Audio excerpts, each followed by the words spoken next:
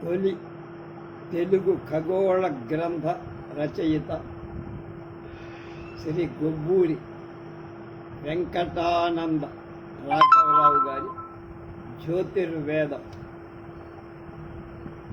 5వ భాగం 10/8/20.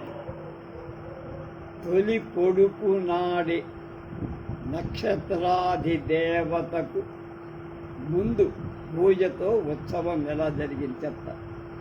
పగటి వేళ చుక్కలు కనపడు. ఏ కార్తె రోజులలో ఆ నక్షత్రాలు పగలే కాక రాత్రులలో ఏ వేళ కూడా కనపడు. ఏ కార్తీ రోజుల్లో ఆ నక్షత్రాలు పగలే కాక రాత్రులు కూడా కనపడు.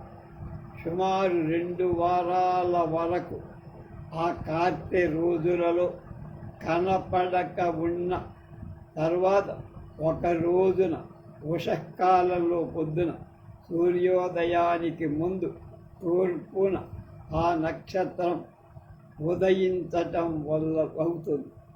ఆ రోజే ఆ చుక్క తూర్పున తొలి పొడుపు పొడిచింది. చుక్క పొడిచిందంటారు. అది ఎక్కడికో పోయి చాలా రోజులు కనపడక దూరంగా ఉండి మళ్ళా నక్షత్రం యొక్క తొలి పొడుపు రోజున పునర్దర్శనం అవ్వటం చేత ఆ రోజున ఆ నక్షత్ర అధిదేవత ముఖ్య పూజతో ఉత్సవం చెయ్యాలని వేదం చెప్పింది. భార్యాభర్తలు కానీ బంధుమిత్రులు కానీ పరిచితులు కానీ రోజు ఒకరినొకరు చూసుకోవటంతో గమనింపతగిన విశేషాలు. కానీ కొంతకాలం దూరంగా ఉంటే మళ్ళా వస్తే అప్పుడు ఆనందం. కనుక ఎప్పుడు కలుసుకొని మళ్ళా కరువు తీర మాట్లాడుకుందామా అనే కోరిక ఎక్కువగా. ఇది లోకసభ.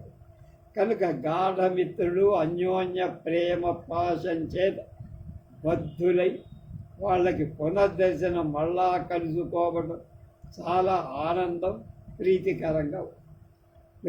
ప్రియాయా ఇవ దీర్ఘదర్శన అని భాగవతంలో చెప్పారు. ప్రేమాభిమాన చోదితులైన వ్యక్తుల మధ్య ఎడబాటు కలిగి ఆ తర్వాత వాళ్ళు ఒకళ్ళొకళ్ళు కలుసుకోవడం ఒక పెద్ద పండగ లాంటి వాతావరణం. దూరం చేతనే మైత్రి దృఢమవు. ఎడబాటే మైత్రికి పెరుగుతుంది. పరోక్షంలో ప్రేమ పెరగటం, మాధుర్యం అతిశయించుతుంది అని చెప్తున్నారు. వేద ఋషులు ఈ విషయాన్ని అత్యంత భయభక్తులతో ఆరాధిస్తున్న నక్షత్రాధిదేవత ఏ కారణం చేతనైనా దూరమై చాలా కాలాల తర్వాత మళ్ళా కనపడి దొరికినప్పుడు అప్పుడు ఒకనాటి పొద్దున పూట ఉషకాలంలో పునర్దర్శనం కలిగించినప్పుడు ఆ నక్షత్రాధిదేవతను ఆనాడు ముఖ్యంగా పూజించి పండగ చెయ్యాలి అని మనవాడు వేదంలో శాసించారు.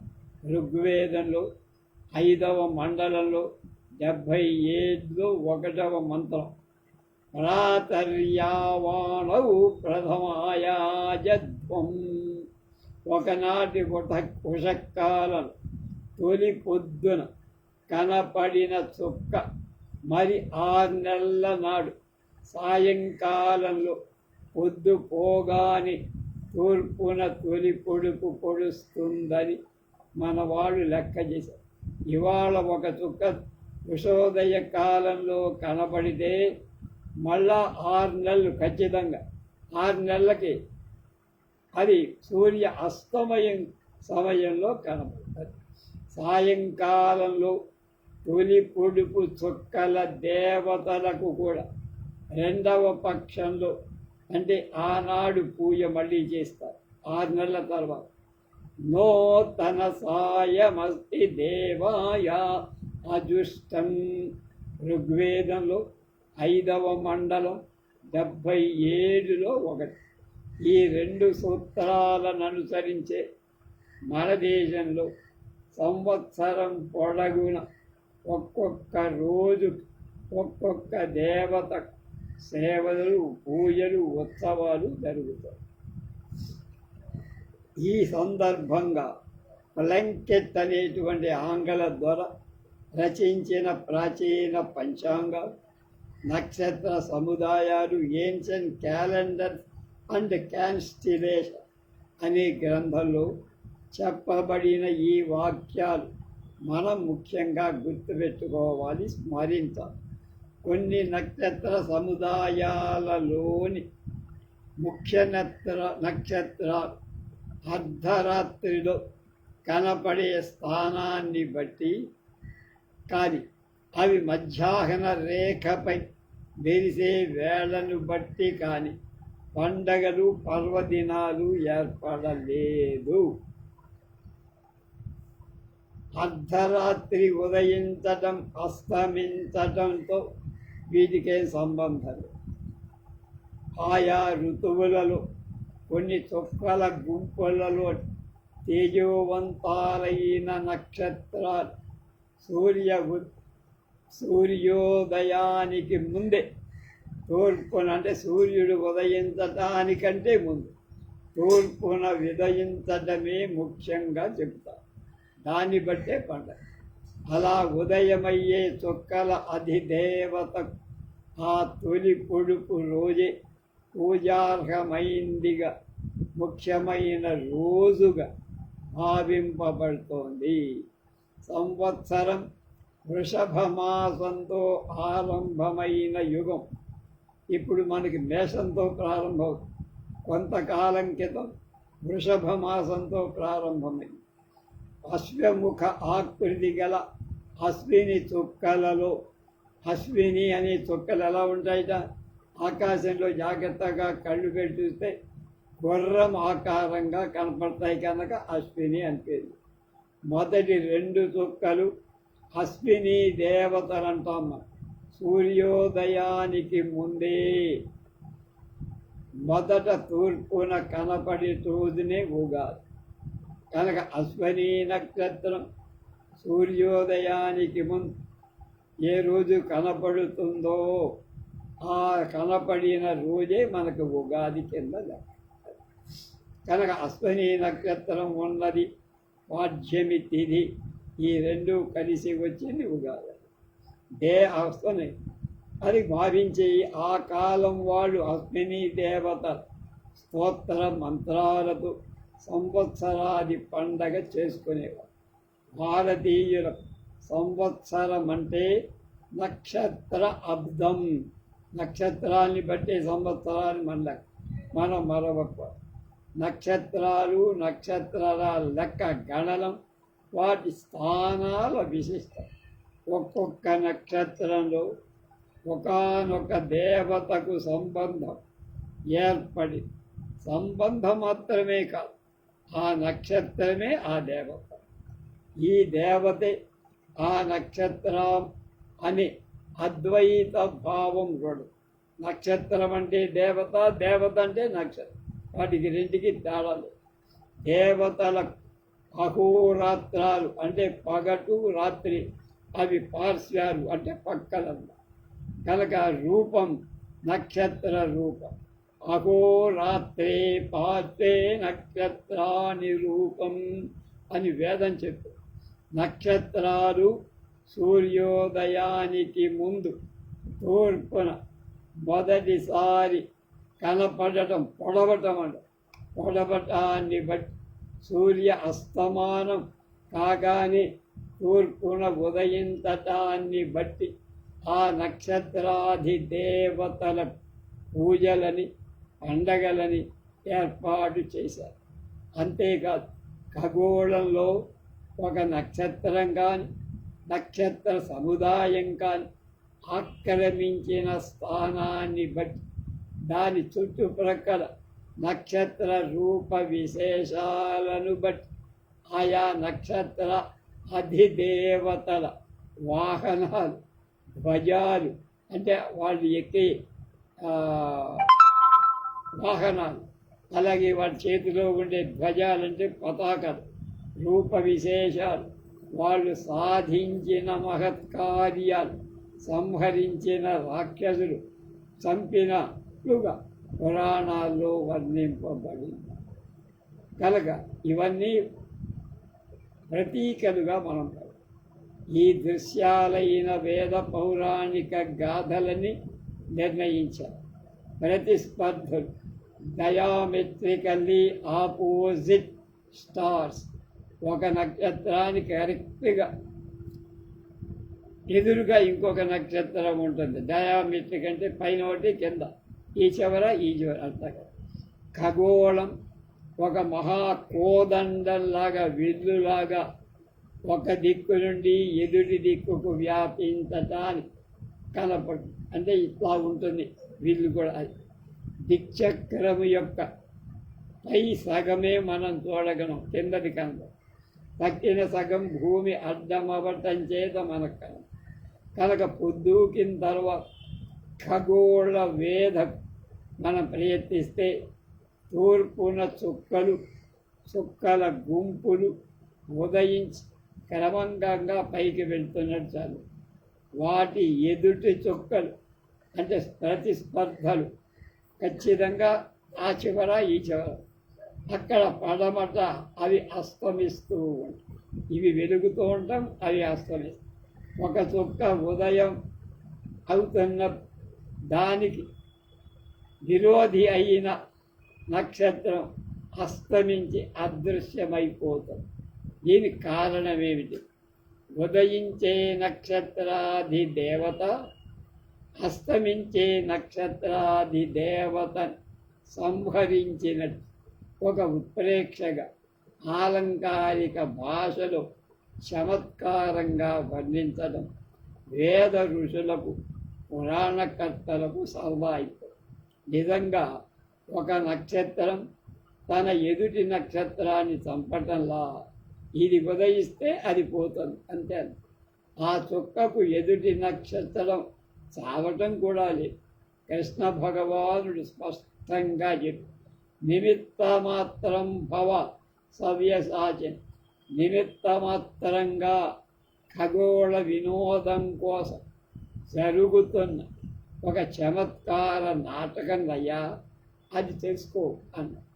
ఒకదానికొకటి 180 డిగ్రీల దూరంలో ఒక సరళ రేఖ ఉంది. ఆ సరళ ఈ చివర ఒక బిందువు, ఈ చివర ఒక బిందువు ఉంది. ఈ రెంటి మధ్య కోణం ఎంతంటే 180 డిగ్రీలు. అది మధ్యలో గీత గీస్తే 90 డిగ్రీలట్టు 90 డిగ్రీలు. అలా ఉన్నప్పుడు 180 డిగ్రీల కోణంలో ఉన్నప్పుడు చుక్కలు మాత్రం అంటే నక్షత్రాలు మాత్రం ఖగోళంలో ప్రతిస్పర్ధులను ఈ విరోధ నాటకం ఆడగం.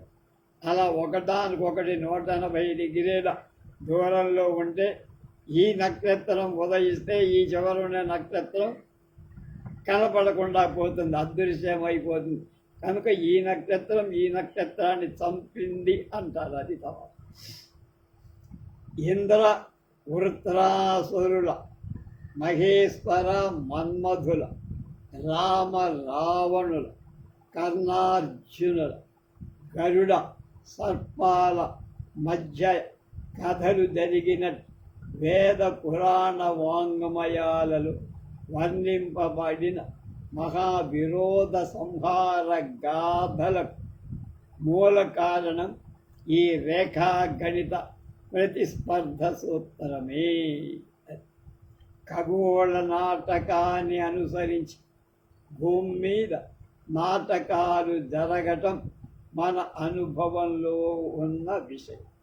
యాజ్ అబౌవ్ సో బిలో, పైన ఏం జరుగుతుందో కింద కూడా అదే జరుగుతుంది. The drama of the earth runs parallel to the drama of the sky. ఆకాశంలో స్వర్గంలో ఏ నాటకం ఆడబడుతోందో అదే నాటకం భూమి మీద కూడా ఆడుతారు అని. ఈ విషయాన్ని ఎక్కడూ చదివాను నేను ఇదివరకే. ఈ విషయాన్ని మల్లాది చంద్రశేఖర శాస్త్రి గారు మహాపౌరాణిక ఉయ్యూరు కేసీపీలో ఒకసారి వాళ్ళు ఒక వారం రోజులు 10 రోజులు యజ్ఞాలు చేశారు. ఆయన ఇంజేటి జగన్నాథరావు గారు ఉన్న సమయం. ఆ సమయంలో సాయంకాలం పూట చంద్రశేఖర శాస్త్రి గారి ఉపన్యాసాలు పెట్టారు. ఇంకా ఉపన్యాసానికి టైం ఉంది, 10 నిమిషాలు ఉంది. నేను ఆయన దగ్గరికి వెళ్ళి, సార్ ఇలా అంటున్నారు, అది నిజమా అంటే, ఏమోనయ్యా నాకు తెలియదు అన్నమాట. ఇంద్ర వృత్తులు పరస్పర ప్రతిస్పర్ధులు కనుక ఇంద్ర వృత్తులు అంటే ఇంద్రుడి యొక్క లక్షణాలు ఉన్నవాడు, వాళ్ళకి భిన్నమైన వ్యతిరేక లక్షణాలు ఉన్నవాడు. ఇంద్రుడు అధిదేవత కాగల జ్యేష్ఠ నక్షత్రానికి అధికారి ఇంద్రుడు అని చెప్పాం కదా. ఆ జ్యేష్ఠ నక్షత్రం తూర్పున ఉదయిస్తే మాయామృగశీర్షంగా ఉన్నటువంటి, అంటే మాయామృగంతో ఉన్నటువంటి శిరస్సు అంటే ముఖం కలిగినటువంటి వృత్రుడు మృగశిర నక్షత్రం అస్తమిస్తుందని మనం చెప్పాం. కనుక తూర్పున జ్యేష్ఠ నక్షత్రం ఉదయిస్తే పడమల వృత్ర ఆకారంగా ఉండే మృగశిర నక్షత్రం అస్తమిస్తుంది. అందువల్ల ఇంద్రుడు వృత్రాసురుణ్ణి చంపాడు అని ఒక కథ దానికి వచ్చింది. అలాగే జ్యేష్ఠ అనేది వృశ్చిక రాశి కలదు. పడమటి దేశాల కథలలో మృగశిర చుక్కలు ఒక గొప్ప వేటకాడి శిరస్సు అని చెప్పారు వాళ్ళ లెక్కల్లో. అది ఒక వేటగాడు బాణం పట్టుకుంటే ఎలా ఉంటాడు, మృగశిర రాశి అలా ఉంటుంది. ఈ యోధుడి పేరు ఇంగ్లీష్లో ఓరియన్, ORION. ఈ వేటగాడు ఒక పెద్ద తేలు కుట్టి చచ్చిపోయాడని పడమటి దేశంలో గాథలు చెప్పుకుంటారు. ఓరియన్ అనేవాడు వృశ్చిక రాశి. వృశ్చికం అంటే తేలిగా, వాడు తేలిగుడు చచ్చిపోయాడంటే వాడు ఏంటి అర్థం ఏంటి, కుంగిపోయాడు, నక్షత్రం అదృశ్యమైపోయింది. అంటే వృశ్చిక రాశి ఉదయించే వేళ పడమట అస్తమిస్తుంది అని.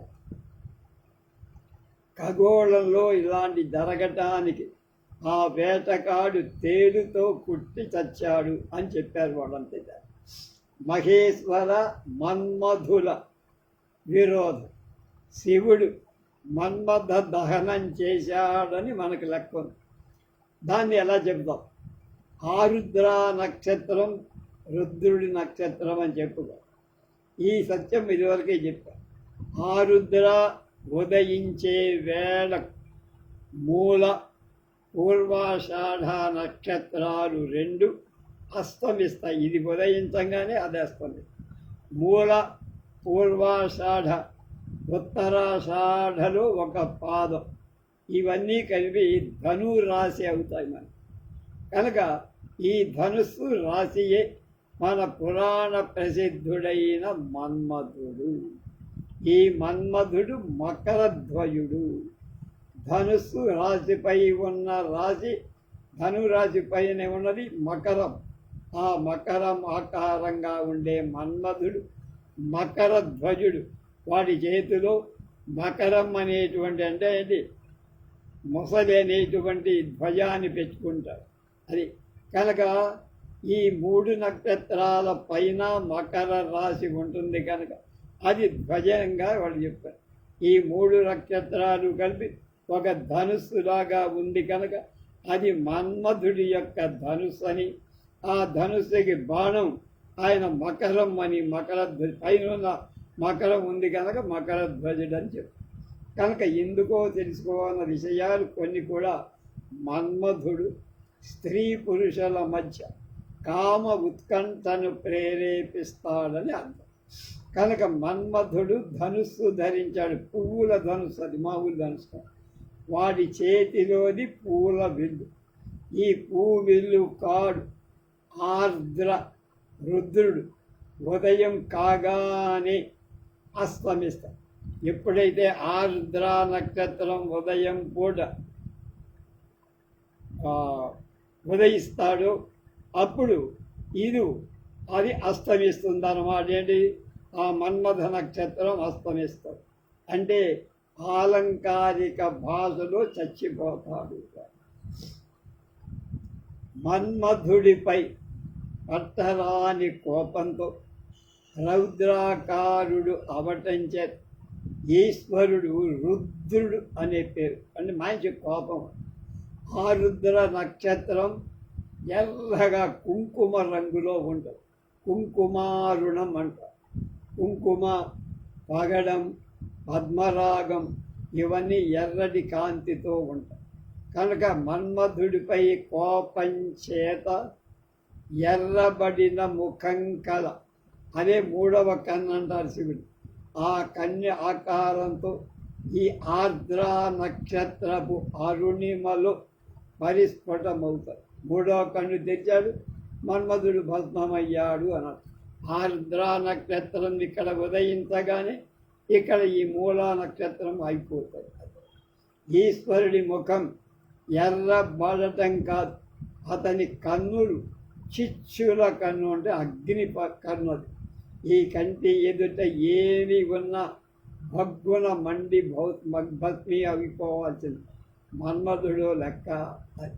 కనుక మన్మథ దహన వృత్తాంతం మన కవులు అత్యద్భుతంగా ఈ రకంగా వర్ణించి, ఎప్పుడైతే పార్వతి మీద తన చూపు అలా పడిందో మన్మధుడు బాణం వేశాడని, ఆ బాణానికి ఆయన మూడో కన్ను తెరిచాడని, మూడో కన్ను తెరంగానే ఈయన భస్మమైపోయాడని మన కథలు. అలా చెబితేనే అర్థమవుతుంది తప్ప ఈ విధంగా ఎదురై ఆరుద్ర నక్షత్రం ఇక్కడ పడవగానే ఇక్కడ మూలా నక్షత్రం అయిపోతుంది రా అంటే ఎవరికి పడుతుంది. ఈ కథ చెప్తే అర్థమవుతుంది. కనుక ఇది మన్మథ వృత్తాంతం అలా చెప్తాం. సాహంకారత శంకరుణ్ జరిగినన్ నేత్రాగ్నిన్ పైన్ పంపినన్ తొడబడబారి పై కులికి ధ్వజటి కంటి కడింది మంటలో నడపడ గనరాక తెగటారియు కాలిన ఎట్టి మోడు కైవడి అని మరుచరిత్రలో కూడా మన్మధుడు. పుష్పబాణుని మేను బూదు చేసిన ఈసు కంటి సెగలు హరుని కోపాగ్ని పొగతూరి మరుని చాపము అసిత కేసర పరివేశమైన నాడు. అది శ్రీనాథుడి శృంగార నైషం. క్రూరహర కోపకటాక్షసిక స్వరూపమున బడి మరగ్గే శృంగార నైషం. సంవర్తాగ్ని తటి ప్రదీప్త కనక పద్ధి తేజోమయం అనేటువంటిది మనం అభిషేకం చేసేటప్పుడు ఈ మంత్రం చెప్పు. ఈ కడపటి శ్లోకంలో ఆర్ద్ర నక్షత్ర అగ్ని సొగసుగా వర్ణింపవ.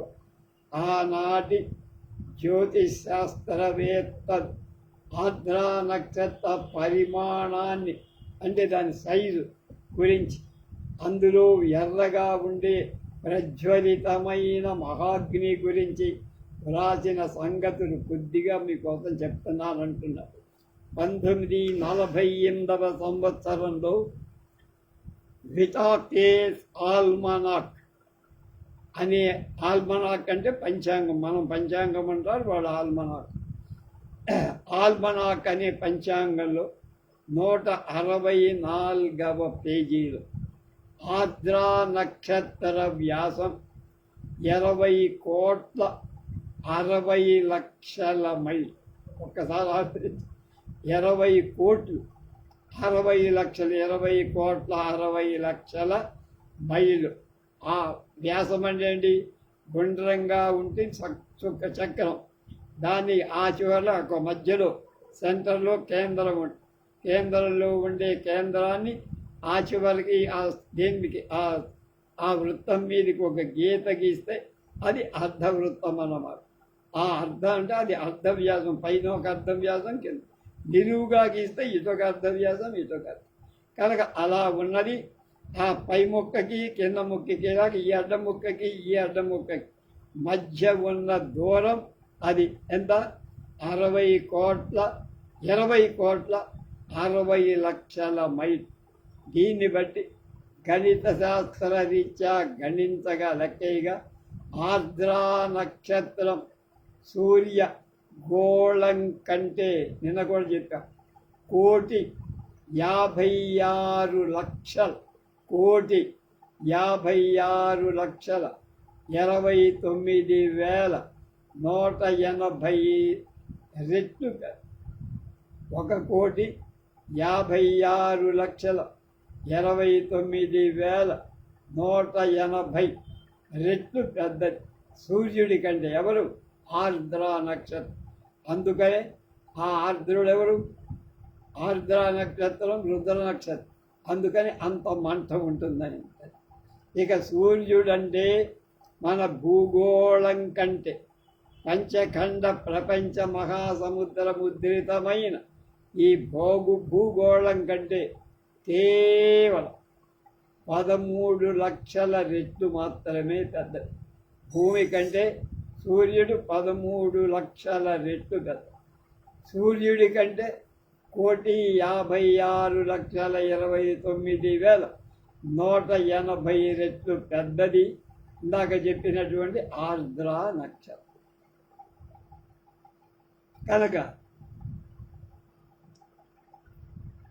కనుక ఈ ఆరుద్ర నక్షత్రానికి అధిదైవతం ఎవరు? రుద్రుడు అని చెప్పాను. కనుక రుద్రుడు ఎంత గొప్పవాడు దీన్ని బట్టి సూర్యుడు కూడా ఆయన ముందు ఆగడు. ఇంత జ్వాజ్వల్యమానమైన ఈశ్వర తేజో విశేషం ఎలాంటిదో 1943వ సంవత్సరం జనవరి సంచిక ఆస్ట్రలాజికల్ మ్యాగజైన్ అనే పత్రికలు 25 నుంచి 28 పేజీలలో ప్రకటించబడ్డాయి. అమెరికా ఖండం దేశంలో విల్సన్ పర్వతం మీద ఏర్పాటు చేసిన టెలిస్కోపులు 100 అంగుళాల వ్యాసం మహత్తర యంత్ర సాధనంతో ఆరుద్ర నక్షత్రాన్ని పరిశీలించిన పరిశోధకులు ఆ అద్భుత దృశ్యాన్ని ఇలా వర్ణించారు. సూర్యుని కాదు, ఆరుద్ర నక్షత్రం జ్వాలలు, అగ్నిజ్వాలలు, దేదీప్యమానమైన కాంతులతో ఎగిసేటువంటి మహోన్నత జ్వాల. ఎన్ని కోట్ల సూర్యగోళాలు ఈ ఆభీర తేజోమూర్తిలో కుప్పబడ్డాయో నా కళ్ళను నేను నమ్మలేకపోయా. నా దృష్టి మిరుగుట్టు కొలిపి అదేం కొలిమి, అదెక్కడి అగ్నిగుండం, ఆ అగ్ని విజృంభణ విధానం మాటలతో వర్ణించలేము. ఆ అగ్ని శిఖల ఆఘాత ధ్వనులు నా కర్ణాలకు అంటే చెవులకు నేను ఆ శబ్దాన్ని భరించలేకపోయాను. రాత్రి అంతా అత్యంత ఉజ్వల వైభవోపేతాలి ఆర్ద్ర దహనార్చులు కలిగిస్తున్న నాకు అంత మంట. ఆ మంట నేను చూడలేకపోయా, ఆ శబ్దాలు వినలేకపోయా, నా కళ్ళు భరించలేకపోయా. ఒక్క రాత్రి అంటే ఏమిటి? సృష్టి మొదలుకొని అనంతకాలం అలాంటి ఉగ్రమైన అగ్నితో ఆ గోళం, ఏ గోళం అది? ఇందాక చెప్పిన ఆర్ద్రా నక్షత్ర గోళం ఉండాల్సిందే. అలా ఉంటూనే ఉంది ఇప్పటిదాకా. ఒకసారి చూసిన తరువాత ఇలాంటి దృశ్య విశేషాలు ఎన్నటికీ ఎవరు మరవరు. హరు నయనాగ్ని కొలిమి అన్నాడు వేములవాడ భీమ కవి. హరు నయనాగ్ని కొలిమి అంటే శివుడి యొక్క కంటి మంట అనే అగ్ని. ఆ వర్ణనం ఎందుకన్నాడంటే అది అంత మంట ఉంటుంది అక్కడ. అందుకని ఆయన కళ్ళు తెరిచాడని, ఆ కళ్ళు తెరవడంతో మన్మధుడు భస్మమైపోయాడని మనకు అర్థం. ఆ మంట అంటే ఏమిటనమాట? ఆ అగ్ని పర్వతం అలా ఉంది. ఖగోళంపై చెలరేగిన కొన్ని దహన వృత్తాంతాలు అంటే ఈ మంట చారిత్రాత్మకంగా ఉంది. హనుమత్కృతమైన లంకా దహనం, హనుమంతుడు వెళ్ళి లంక దహించాడు. అర్జునుడు చేసిన కాండవ దహనం, కాండవ అరణ్యాన్ని దహించారు. ఆ రెండు కూడా ఇందాక చెప్పినటువంటి కామ దహనంతో సమానం. ఎలా? 1666లో లండన్ దహనం లండన్ పూర్తిగా తగలబడి 1812లో మాస్కో, రష్యాలో రాజధాని మాస్కో నగరం దహనమై ఈ రెండు చారిత్రక ప్రసిద్ధ. వీరశేఖరుడు నెపోలియన్ 1812లో వీరశేఖరుడు అంటే మంచి ప్రపంచ యోధుడి కింద లెక్క. ఆయన ఏ యుద్ధంలో ఓడిపోరా, అన్ని చోట్ల జయం, చివరికి ఓడిపోయారు. 1812లో రష్యలను బొరోడినా అనే మహాయుద్ధంలో ఓడించి మాస్కోని పట్టుకున్నారు. ఆ వెంటనే వచ్చే పుండు లాంటి చలికాలం అని వీడు చేసిన పొరపాటు ఏంటి, చలికాలం యుద్ధం చేసి ఆ నెపోలియన్ యోధుడికి అతని సేనల నిలువ నీడ లేకుండా చేయదని రష్యన్లు తమ పట్టణాలను తామే నిప్పండించుకున్నారు. వాడు నగరంలో ప్రవేశించకుండా ఎంత ప్రయత్నం చేసినా ఎవ్వరు ఆ మాస్కో నగరానికి అంటించిన మంటలు ఆర్పలేకపోయి నెపోలియన్ నిర్విణ్ణుడై చేతులు కట్టుకొని భయంకరమైన ఆ అగ్నిమూర్తిని చూసి ఇంత భీకరం, ఇంత ఘోరం, ఇంత మహోత్కృష్టమైన దృశ్యం లోకంలో ఇంతవరకు నేను చూడలేదు ఎప్పుడు అని రాసుకున్నాడు. చెప్పు అంతటి అపూర్వ దహన విజృంభణమని నెపోలియన్ దాన్ని ప్రశంసించి మాస్కో నగర దహన జ్వాలలు 400-500 చదరపు మైళ్ళలో ఆక్రమించి 400-500 మైళ్ళు కాదు, 400-500 మైళ్ళ దూరం వ్యాపించింది ఆ అగ్ని జ్వాలలు. కనుక ఆర్ద్ర అనే నక్షత్రం అగ్ని సమ్ముఖంలో ఈ మంటలు లెక్కేసుకుంటే అంత మినుగురు పొరుడు అన్నారు. కణలేశం కూడా కనుక భూపరిమాణమంతా చూద్దాం. ఆరుద్ర నక్షత్ర బ్రహ్మాండ పరిమితి ఎక్కడ ఉంది, ఎదుట ఉంది, సముద్రంలో కాకిరెట్.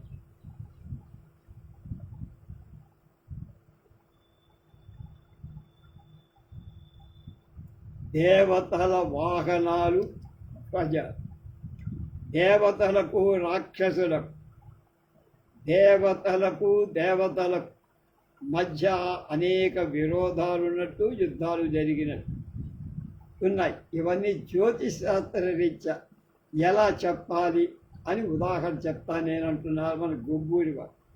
ఇక వాళ్ళ వాహనాలు, అవి వాళ్ళు ఎక్కేటువంటి వాహనాలు ఎవరికి, ఇంద్రుడికమో ఏనుగు ఉంది, అలాగే శివుడికి నంది, అట్లాగే సరస్వతికి బ్రహ్మకి హంస, అట్లాగే కుమారస్వామికి నెమలి, అట్లా ఒక్కొక్కరు, అమ్మవారికి పులి.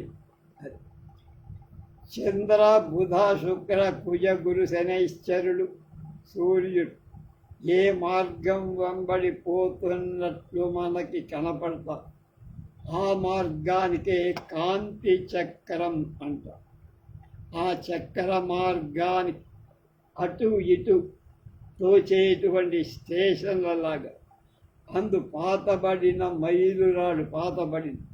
మైలురాళ్ళలాగా యోగ తారలు 27 ఉన్నాయి అని చెప్పుకున్నాను నిన్నకు. వీటికే అశ్విని దగ్గర నుంచి 27 నక్షత్రాలు. ఈ 27 నక్షత్రాలని 12 రాసులుగా విభజించి అశ్విన్యాది 25 నక్షత్రాలు ఒక రాశి. అంటే అశ్వని పూర్తిగా, భరణి మొత్తం, అందులో 4 పాదాలు, ఇందులో 4 పాదాలు, భరణిలో 4, అశ్వనిలో 4 పాదాలు, కృత్తికలో 1 పాదం. ఒక నక్షత్రానికి 4 పాదాలంటే 1 పాదం తీసుకుంటే మొత్తం 9 భాగాలు. ఈ 9 భాగాలు కలిస్తే అది మేషరాశి. ఇక కృత్తికలో మిగిలింది 3 భాగాలు. ఆ 3 భాగాలు రోహిణి, ఈ 4 × 3 7, మృగశిరలో 2 పాదాలు అర తీసుకుంటే వృషభ రాశి. అలాగే అక్కడ అర మిగిలింది కనుక అర మృగశిర, పూర్తి ఆరుద్ర, ముప్పాదిక పునర్వసు అంటే 3 పాదాల పునర్వసు కలిస్తే మిథున రాశి, ఇలా అన్నీ ఏర్పడతాయి. ఇందు కృత్తిక అగ్ని దైవతం అని చెప్పుకున్నాం కదా. కనుక కృత్తిక కింద ఉన్నవి ఏమున్నాయి? కృత్తిక కింద ఉన్న నక్షత్రాలు అశ్విని, భరణి, కృత్తికలో ఒక పాదం. ఇది మేషరాశి అన్న. ఈ రాశితోనే ప్రారంభం మన జ్యోతిష్ చక్రం. కృత్తిక అగ్నికి దిగువ మేషరాశి ఉండటం చేత అగ్నికి మేషం వాహనమని జ్యోతిష్ సంజ్ఞకలు. కనుక అగ్నిదేవుడికి వాహనం ఏమిట్రా ఏం చెప్పారు? మేషం అని చెప్పారంటే గొర్రె పుట్టే. కనుక అగ్నిదేవుడు మేషారూఢుడు అని జ్యోతిష్ శాస్త్రం చెబుతోంది, వేదాలు కూడా. అగ్ని ఎక్కడ ఉన్న దాని పొగ మా మీద అక్కడనే ఉంటుంది. కనుక ఎత్ర ధూమ స్పత్ర వాకిని, పొగ ఉంటే అగ్ని ఉన్నట్టే అది. కనుక ఒకప్పుడు అగ్ని కనపడక ఉన్నపైన ధూమం అగ్ని ఉంది అని మనకి చెప్పక తప్ప. ఆ సందర్భాలను అనుసరించి అగ్నిదేవుడు ధూమధ్వజుడు. మరి ఆయన ధ్వజం ఏమిటయ్యా? ధూమమే ధ్వజంగా కలవా. ఆయన వాహనం ఏంటి? మేషారూఢ అని అర్థం. కనుక ధూమధ్వజుడు అని. ధూమం ధ్వజంగా, పతాకంగా కలవాడు, జెండాగా. మేషం తర్వాత వచ్చేది వృషభ రాశి. ఇందులో కృత్తిక 3 పాదాలు, రోహిణి మొత్తం నక్షత్రాలు, అలాగే మృగశిరలో 2 పాదాలు కలిస్తే వృషభ రాశి. వృషభ రాశి పైన ఏముంది? మిథున రాశి ఉంటుంది. మిథున రాశి అంటే వీణ వాయిస్తున్న 2 బాలికల బొమ్మలు చూపిస్తారు మనకి జ్యోతిష్ శాస్త్రం. కనుక పాశ్చాత్యులు 2 మగవాళ్ళ బొమ్మలు, చిన్నపిల్లల బొమ్మలు వేస్తారు. ఈ 2 శుద్ధ తప్పులని నా అభిప్రాయం అంటున్నారు గుబ్బూడి. మిథునం అంటే పూర్వంగా పార్వతీ పరమేశ్వర మిథునం సంత, ఇంకొకటి కాదు. అది మిథునం అంటే ఆది మిథునం పార్వతీ. మన శివాలయాల్లో కనపడే రాతి నంది విగ్రహాలన్నీ వృషభ రాశికి అవి సింబల్సే. వాటికి ధ్వజం కూడా వృషభమే. కనుక శివాలయంలో ధ్వజారోహణ చేస్తే దాని మీద వృషభం ఉంటుంది. కృష్ణాలయంలో ధ్వజం వేస్తే అంటే పతాకం, పండగ నాడు వాడు చేసే కార్యక్రమాలు, అక్కడ గరుత్మంతుడి వాడు. ఆయన వాహనం గరుత్మంతుడే, ధ్వజం గరుత్మంతుడే. ఇక్కడ వాహనం వృషభమే, ధ్వజం కూడా వృషభం. కనుక వృషభ రాశికి ముందట మిథునం మనకి కనపడుతుంది. అది అప్పుడు మీద ఉన్న వృషభం, కింద ఉన్న మిథునం ఉండటం చేత పార్వతీ పరమేశ్వరుల వృషభమే ధ్వజం. వాళ్ళ వాహనము ధ్వజమే, వృషభమే. వాళ్ళ ధ్వజం కూడా వృషభమే. అంటే ఎద్దే వాళ్ళ జెండా చిహ్నం. తరువాత మిథున రాశి పడమటకి వాలి అస్తమిస్తుందై ఉన్నప్పుడు వృషభం కనపడుతుంది. మిథున రాశి అస్తమిస్తున్నప్పుడు వృషభం కనబడుతుంది. ఆ పైన మిథునం కనబడుతుంది. ఈ సందర్భంలో మిథునానికి వృషభం వాహనంగా కనపడుతుంది. మిథునం అంటే ఎవరు? పార్వతీ పరమేశ్వరుడు. అలాగే సింహము కన్యా రాశికి వాహనం ధ్వజంగా వస్తోంది. సింహ రాశికి వాహనం, కన్యా రాశికి వాహనం ధ్వజం కూడా సింహం కనబడుతుంది. మకరానికి మన్మధుడి ధ్వజంగా, అలాగే మన్మధుడికి ధ్వజంగా మకరం. మన్మధుడి యొక్క వాహనం కూడా మకరమే. అది విష్ణువుకి గరుత్మంతుడు ధ్వజం, వాహనం. అలా